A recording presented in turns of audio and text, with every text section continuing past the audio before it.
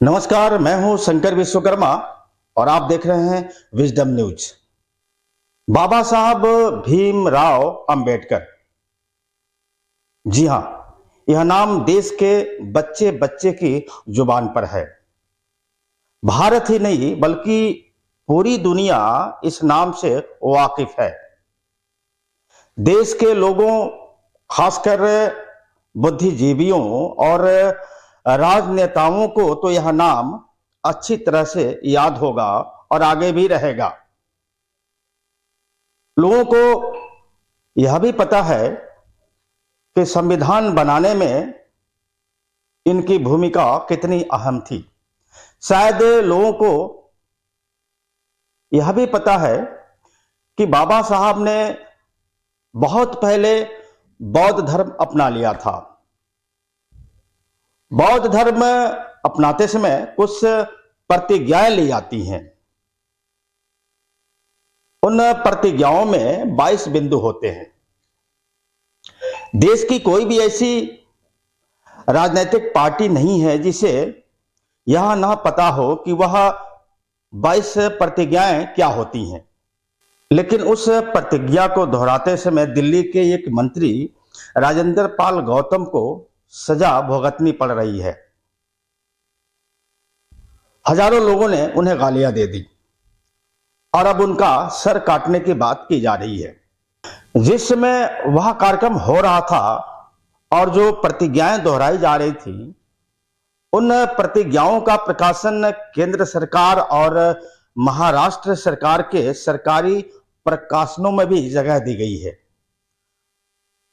दूसरी तरफ उस वीडियो के वायरल होने के बाद दिल्ली पुलिस राजेंद्र पाल गौतम को पुलिस स्टेशन भी लेकर गई थी उस घटना की जांच करने के लिए, लेकिन उनके खिलाफ कोई मुकदमा दर्ज नहीं हुआ था। यानी पुलिस को यह मालूम पड़ गया था कि राजेंद्र पाल गौतम ने कोई अपराध नहीं किया है।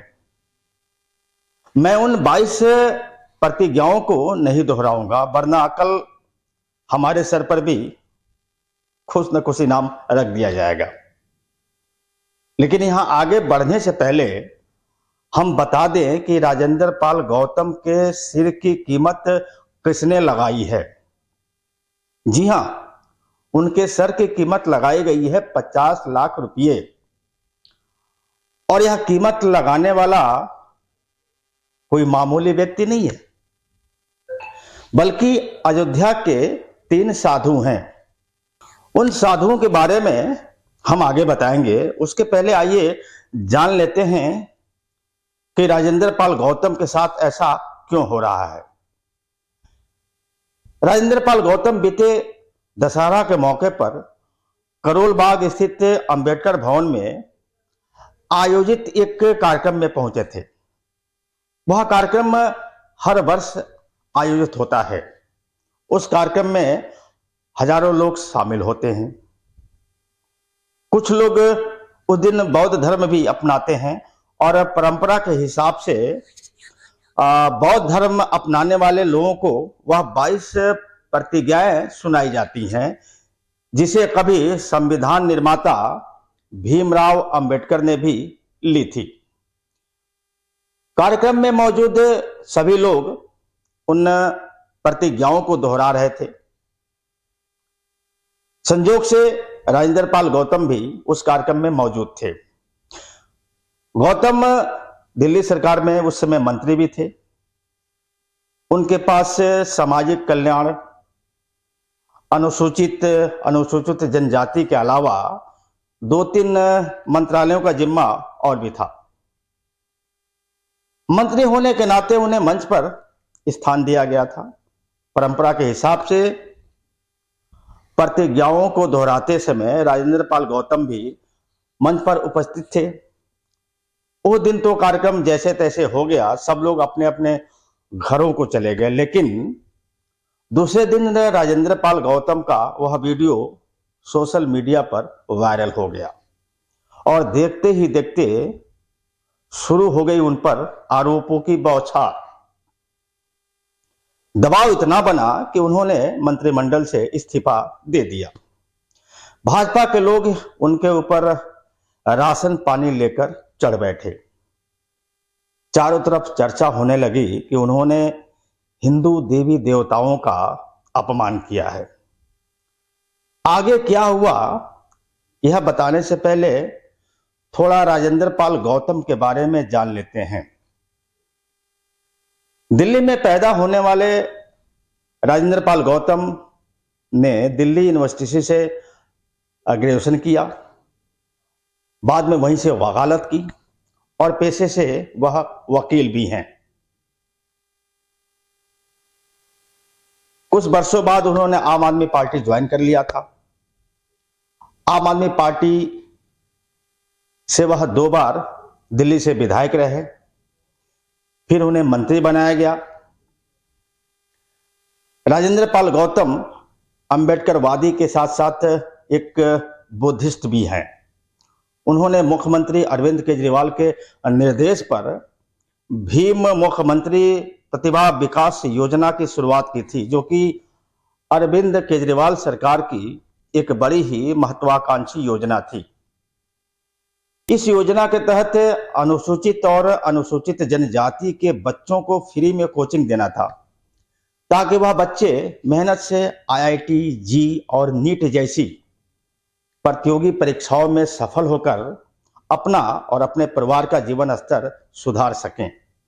योजना के शुरुआत में तकरीबन 4,900 बच्चों ने अपना रजिस्ट्रेशन कराया था, जबकि इसी स्कीम के तहत तमाम तरह के कोर्सों के लिए लगभग 15,000 बच्चों ने अपना रजिस्ट्रेशन कराया था। इसके अलावा राजेंद्र पाल गौतम परिवर्तन नाम से अपना एक NGO भी चलाते हैं। मिशन जय भीम के तहत गरीब परिवार के लगभग 450 बच्चों को फ्री में शिक्षा देते हैं। यह तो रही प्रोफाइल राजेंद्र पाल गौतम की, जिन्हें गालियां मिल रही हैं। अब गालियां इसलिए मिल रही हैं कि उन्होंने हिंदू देवी देवताओं का अपमान किया था, या फिर इसलिए मिल रही हैं कि वह गरीब बच्चों को फ्री में शिक्षा देते हैं। चलिए अब आते हैं उस मुद्दे पर जिसकी चर्चा हम अपनी इस वीडियो में कर रहे हैं, यानी राजेंद्र पाल गौतम का सर काटने की बात कौन कर रहा है। आगे बढ़े उसके पहले जरा अपने देश के उन साधुओं की बात सुन लेते हैं। आम आदमी पार्टी के मंत्री अरविंद केजरीवाल के खास राजेंद्र पाल ने जिस तरह से धर्मांतरण के लिए वहां जो है लोगों को दबाव बना रहे हैं, अगर 1 हफ्ते के भीतर कार्रवाई नहीं होती है तो मैं 50 लाख रुपए का इनाम रखता हूं कि जो उनका सर काट के ले आएगा उसको 50 लाख रुपए इनाम मैं दूंगा। हिंदू धर्म के देवी देवता और सनातन धर्मियों के प्रति उसके हृदय में जो जहर है वो उगलने का कार्य कर रहा है। क्या ऐसे लोगों की जुबान नहीं काट लेनी चाहिए? क्या इनके गर्दन काट करके अलग नहीं कर देना चाहिए? जिसने भी भारत में रहकर के भारतीय और सनातन परंपरा का अपमान किया है उसको रहने का अधिकार भारत में नहीं है।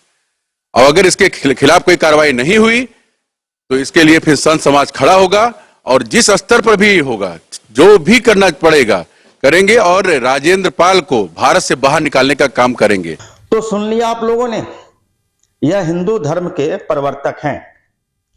उस भूमि पर ये लोग पूजा अर्चना करते हैं, उस पवित्र भूमि पर वास करते हैं जिस भूमि पर मर्यादा पुरुषोत्तम राम का जन्म हुआ था।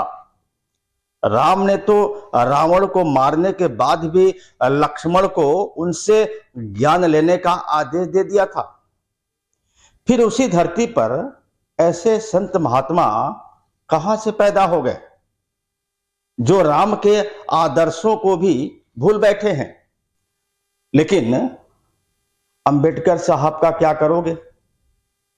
अंबेडकर साहब ने तो यह प्रतिज्ञा 14 अक्टूबर 1956 को ले ली थी, और ऐसे ही जैसे राजेंद्र पाल गौतम वीडियो में प्रतिज्ञा लेते हुए दिखाई दे रहे हैं। और प्रतिज्ञा भी वहां ली थी जहां पर संघ का मुख्यालय है, यानी नागपुर में। वही देश का सबसे बड़ा कन्वेंशन सेंटर है। आज भी देश में करोड़ों लोग बौद्ध धर्म को मानते हैं और जितने लोग उस धर्म के अनुयायी हैं वह सब उस प्रतिज्ञा को दोहराते हैं। ऐसे में सिर्फ राजेंद्र पाल गौतम का सिर काटने से तो काम तो चलेगा नहीं।